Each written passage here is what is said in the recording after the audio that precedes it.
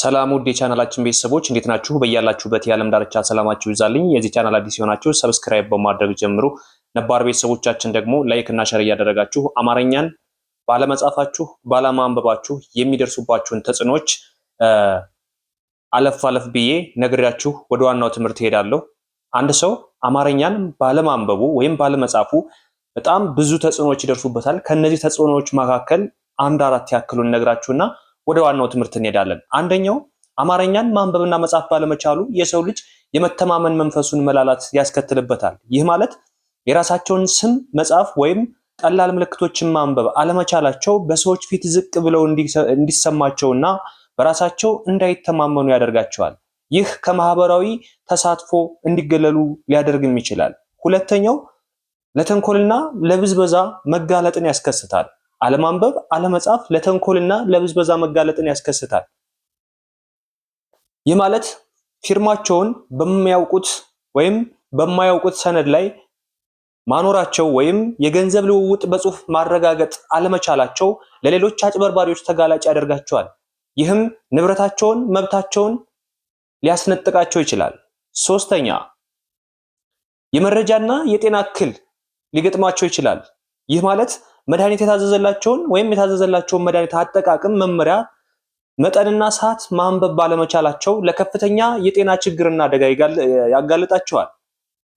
መረጃ በጋዜጣ፣ በደብዳቤ ወይም በስልክ የሚመጡ የጽሁፍ መረጃዎችን በቀጥታ ማግኘት ስለማይችሉ ሁል ጊዜ በሌሎች ሰዎች ጥገኛ ስር ሆነው ይኖራሉ። አራተኛ የቴክኖሎጂ ወይም የዘመናዊ አሰራር ተግዳሮት ይገጥማቸዋል።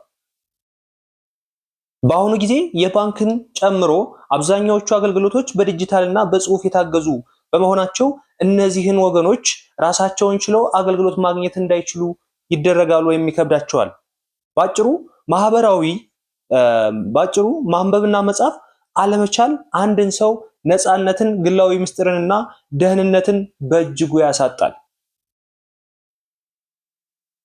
ሰላም ጤና ይስጥልን። በድጋሚ እንዴት ናችሁ? የዚህ ቻናል አዲስ የሆናችሁ ሰብስክራይብ በማድረግ ጀምሩ። ነባር ቤተሰቦቻችን ደግሞ ላይክ እና ሼር እያደረጋችሁ ከመቼውም ጊዜ በላይ አማርኛን ማንበብና መጻፍ ለሚቸገሩ ታዳርሱልኝ ዘንድ እንዲሁም እንግሊዘኛንም ጨምሮ በውስጥ መስመር መማር ለምትፈልጉ በሳምንት 5 ቀን ከሰኞ እስከ ዓርብ በሚገኙ የሥራ ቀናት እያስተማርን ነው የምንገኘው።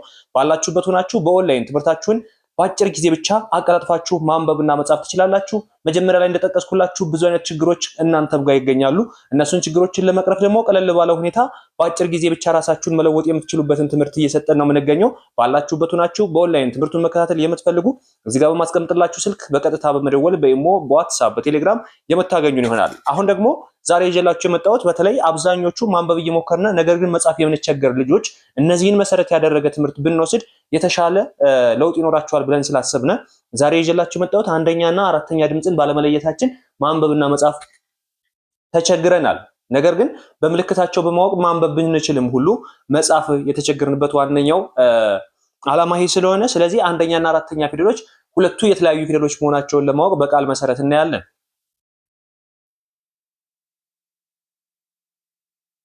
እዚህ ጋር እንደምታዩት የመጀመሪያ አንደኛ ፊደል ማለት የሚል ድምጽ ነው ያለው።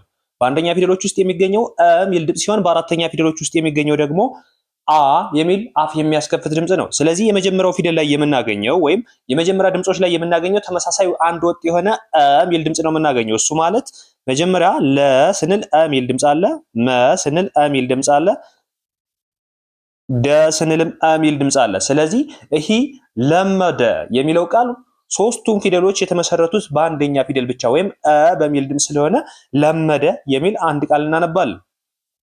ወደ ሁለተኛው ስንሄድ መ ከዛ ከ ከዛ ረ ተመሳሳይ ሚል ድምጽ አላቸው ለሁሉም። መከረ የሚል ቃል ይሰጠናል። መከረ። ሌላው ለ የመጀመሪያ ነው፣ ቀ የመጀመሪያ ነው፣ መ የመጀመሪያ ነው። በአንድ ላይ ስናነባቸው ለቀመ ሌላ ፊደል አይቀላቀልባቸውም። ለምን? እዚህ ጋር የምናሳየው አንደኛ ድምጽ ብቻ ነው። አንደኛ ድምጽ ምን አይነት ድምጽ እንዳላቸው ነው። አንደኛ ፊደላት ምን አይነት ድምጽ እንዳላቸው ነው የምናየው። ስለዚህ እነዚህ አንደኛ ድምጾች ደግሞ በአንድ ላይ ተሰባስበው አንድ ቃል ሲመሰርቱስ ምን ይመስላሉ? አንዳንዴ ፊደሎችን ድምጻቸውን እንኳን እየለየነ በቃል ተሰብስበው ሲመጡ ደግሞ ግራም ያጋቡናሉ። ስለዚህ እነሱን መሰረት ያደረገ ትምህርት ነው። ረጋ ብላችሁ ተከተሉን። ስለዚህ ይሄ ለ ስንል አ ሚል ድምጽ አለው። ቀ ስንልም አ ሚል ድምጽ አለ። መ ስንልም አ ሚል ድምጽ አለ። በአጠቃላይ ለቀመ ብለን አንድ ጊዜ እናነባዋለን ማለት ነው። በቀላሉ እንደዛ አድርገን የአንደኛ ፊደሎችን መለየት ይቻላል።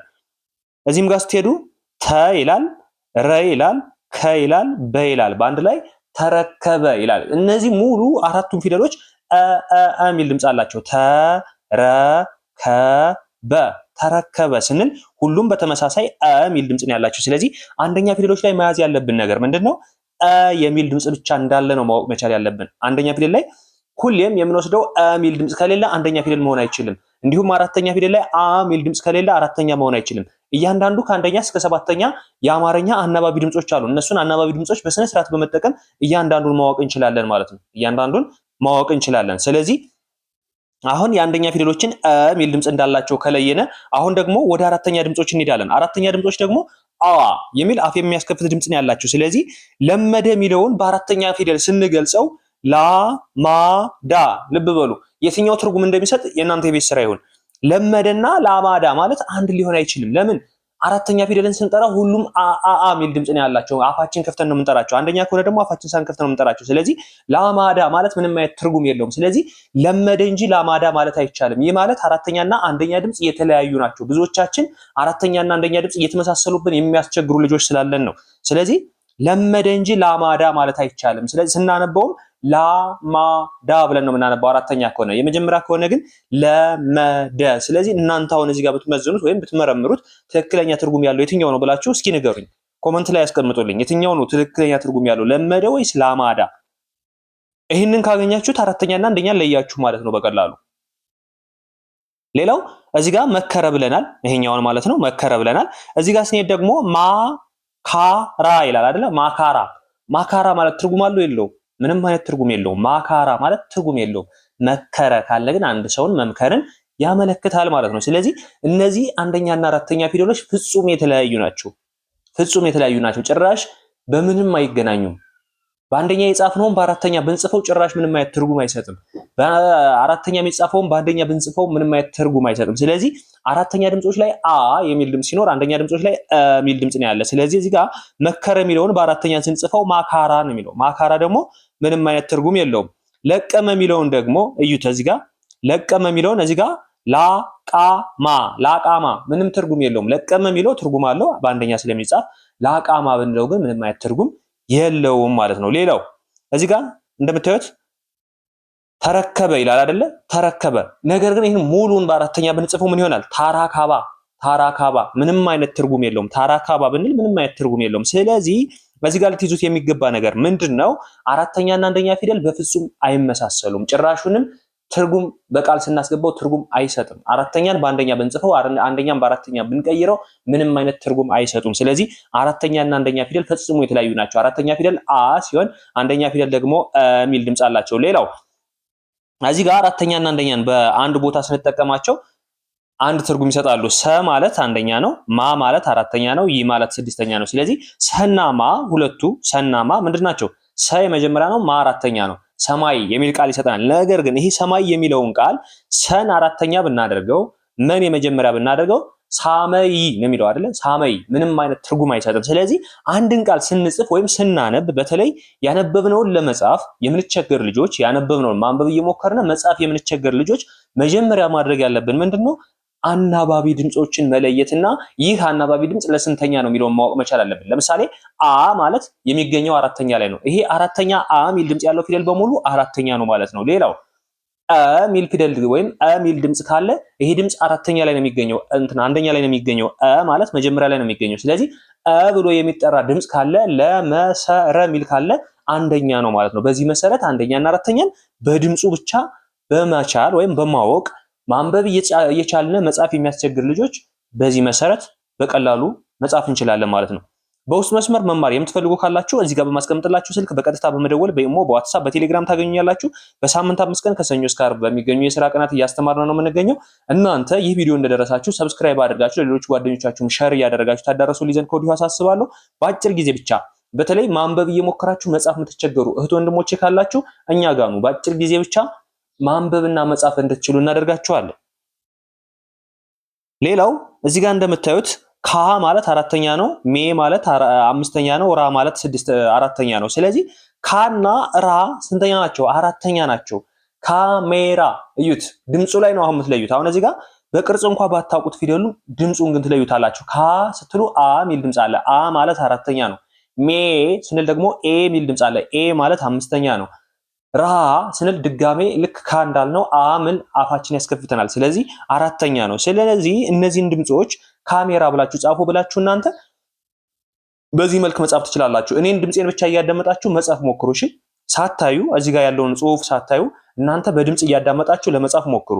የምትጽፉትን ኮመንት ላይ ያስቀምጡልኝ፣ ችግር የለውም። ማንኛውንም መጻፍ የምትፈልጉትን ነገር ኮመንት ላይ ጻፉልኝ። ልክ ነኝ ብላችሁ ላኩልኝ፣ እኔ እያስተካክልላችኋለሁ። ከዛ በተጨማሪ ደግሞ ቴሌግራም ግሩፕ አለ። ስልካችን ሴቭ አድርጋችሁ በመግባት ቴሌግራም ግሩፕ አለ። ከዛ ላይም እየጻፋችሁ ብትልኩልኝ እያንዳንዱን ከነስተታችሁና ትክክል የሆናችሁትን በማበረታታት የመመልስላችሁ ይሆናል። ከዛ ውጭ ደግሞ ቅዳሜና እሁድ ዘውትር ከምሽቱ 3 ሰዓት ጀምሮ እስከ ሌሊቱ 5 ሰዓት ድረስ በላይ እንገኛለን። በተለይ ስለ አራተኛና አንደኛ ድምፅ እንዲሁም ደግሞ ስለ አናባቢ ድምጾች አሊያም ደግሞ ማንበብ እየቻላችሁ መጻፍ ለምትቸገሩ ቀላል መፍትሄ አለ። በላይቭ ጎራ በሉ። በቲክቶክ እንዲሁም ደግሞ በዩቲዩብ በሁለቱም ላይቭ ላይ ታገኙኛላችሁ። እዚህ ጋር እንደምታዩት የመጀመሪያው ገ ነው። ይሄኛው ደግሞ ን ነው። ይሄ ዘ ነው። ከዛ ብ ነው። ስለዚህ ገ ስንል እ ሚል ድምፅ አለ፣ አንደኛ ነው ማለት ነው። ን ስንል እ ሚል ድምፅ አለ፣ ስድስተኛ ነው ማለት ነው። ዘ ስንል እ ሚል ድምፅ አለ፣ አንደኛ ነው ማለት ነው። ብ ስንል ደግሞ እ የሚል ድምፅ ስላለ ስድስተኛ ይሆናል። ስለዚህ እነዚህን ለመጻፍ መጀመሪያ ልክ እንዳልኳችሁ አናባቢ ድምጾችን ካወቃችሁ በኋላ አእምሯችሁ ላይ ድምጹንና የምትጠሩትን ፊደል ማገናኘት ብቻ ነው የሚጠበቅባችሁ። እዛ በኋላ ማንበብ ብቻ አይደለም መጻፍ ትችላላችሁ። ስለዚህ ይሄ ገንዘብ ይላል። ገንዘብ። እዚህ ጋር ደግሞ እንደምታዩት ታ ስንል አራተኛ ነው። ም ስንል ስድስተኛ ነው። ራ ስንል አራተኛ ነው። ት ስንል ስድስተኛ ነው። እንዴት አወቅ ነው? ታ ስንል አ ሚል ድምፅ አለ። አ አራተኛ ነው ብያችኋለሁ። ም ስንል እ ሚል ድምፅ አለ፣ ስድስተኛ ነው። ራ ስንል አ ሚል ድምፅ አለ፣ አራተኛ የረ ቤተሰብ ማለት ነው። ት ስንል እ ሚል ድምፅ አለ፣ ስድስተኛ የተ ቤተሰብ። ስለዚህ ይህን በአንድ ላይ ስናነበው ታምራት የሚል ቃል ይሰጠናል። ታምራት የሚል ቃል ይሰጠናል። ሌላው እዚህ ጋር እንደምታዩት ቸ የመጀመሪያ ነው። ር ስድስተኛ ነው። ነስ አንደኛ ነው። ት ስድስተኛ ነው። እንዴት አወቅ ነው? ቸ ስንል እ ሚል ድምፅ ነው፣ አንደኛ መሆኑን እናውቃለን። ር ስንል ደግሞ እ የሚል ድምፅ ነው፣ መጀመሪያ የረ ቤተሰብ ስለሆነ ስድስተኛ የረ ቤተሰብ እናደርጋለን። ነ ስንል እ የሚል ድምፅ አለው፣ ስለዚህ የነ ቤተሰብ አንደኛ እናደርጋለን። ት ስንል እ የሚል ድምፅ ነው፣ ስድስተኛ እናደርጋለን። ስለዚህ ምን ይላል በአንድ ላይ? ታምራት የሚል ቃል ይሰጠናል ማለት ነው። ታምራት የሚል ቃል ይሰጠናል በቀላሉ። ቤተሰብ ማንበብና መጻፍ ተቸግራችሁ ከሆነ ቀለል ባለ ሁኔታ በሳምንት 5 ቀን ከሰኞ እስከ ዓርብ እያስተማርን ነው የምንገኘው። በተለይ ደግሞ ማንበብ እየሞከራችሁ መጻፍ ለተቸገራችሁ ቀላል መፍትሄ ከ2 ወር እስከ 3 ወር ባልበለጠ ጊዜ ብቻ በአጭር ጊዜ ሙሉ ሆናችሁ እንድትወጡ እናደርጋለን። እናንተ የሚጠበቅባችሁ ቻናሉን ሰብስክራይብ በማድረግ እንዲሁም ቪዲዮውን ላይክ እና ሼር እያደረጋችሁ እንደናንተና ሌሎች መሰሎች እንዲማሩበት ታዳርሱላቸው ዘንድ ከወዲሁ አሳስባለሁ። አማርኛ፣ እንግሊዘኛ፣ ሂሳብንም ጨምሮ እያስተማርን ነው የምንገኘው። ባላችሁበት ሆናችሁ በኦንላይን ትምህርቱን መከታተል ትችላላችሁ። ሰብስክራይብ ያላደረጋችሁ ሰብስክራይብ አድርጉ። ላይክ እና ሼር እያደረጋችሁም ለጓደኞቻችሁ አዳርሱ። አብራችሁ ስለነበራችሁ ከልብ አመሰግናለሁ። በሌላ ክላስ ከምንገናኝ መልካም ጊዜ ይሆንላችሁ።